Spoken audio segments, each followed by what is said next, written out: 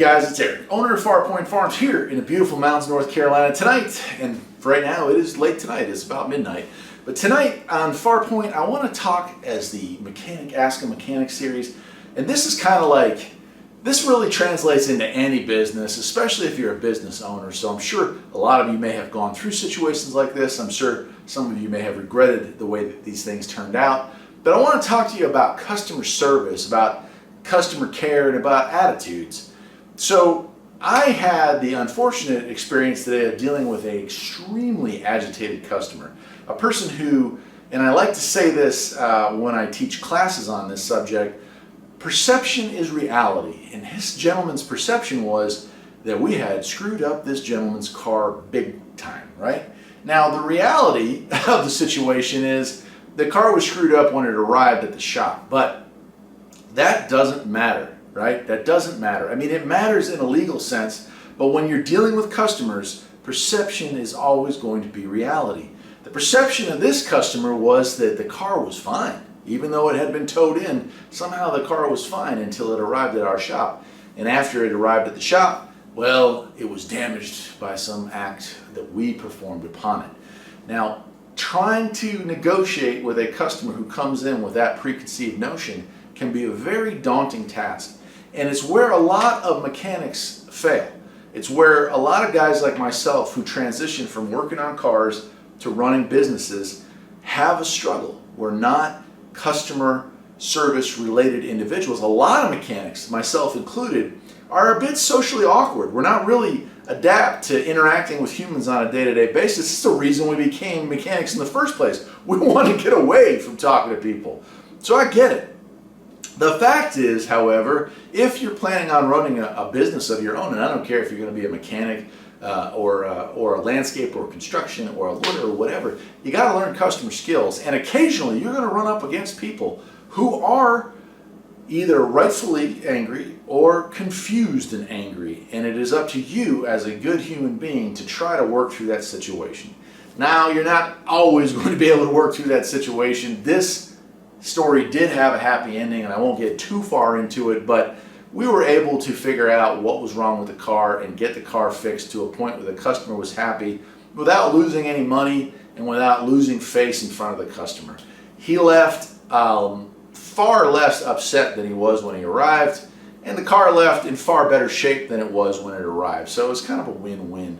But doing that, having that altercation with an individual who came in, I mean, enraged. I'm calling the lawyer. I've got friends who are going to sign statements. I've got this, I've got that. And spending, I would say it was slightly less than an hour working with that customer, talking to him about his car, explaining the way the car works, explaining the way that damage can sometimes happen, explaining a lot of things in a calm and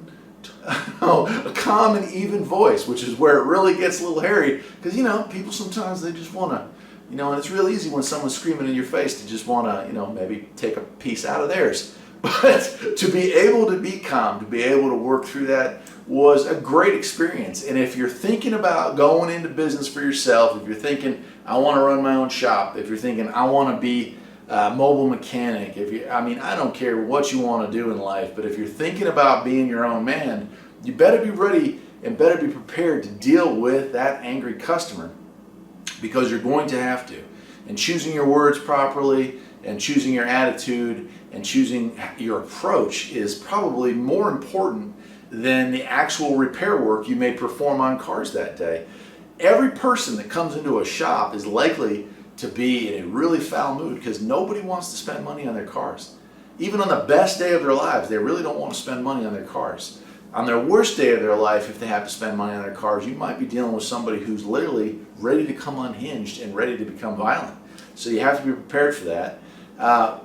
Just a PSA. I mean, it's part of the mechanic series. I know, you know, in the last video, it's been far too long since I've done a video on this, but in our last video we talked about it, and I talked about the different types of mechanics, and I left out one or two types of mechanics in there, and I'll make a video on that later on. But one of the most popular types, that, you know, guys and gals that are motivated individuals that do well in life, they want to be their own boss. I'm here to tell you, not everyone is cut out to be their own boss, and there's a lot of reasons for that. Some people lack motivation. Some people are not going to make it, and it sucks to be the guy to tell you this, but some people aren't going to make it because they'd rather sit on the couch or go fishing or do whatever than do the job that needs to get done, which is put the money and the time and the effort into making your business successful. So some guys are going to fail at that.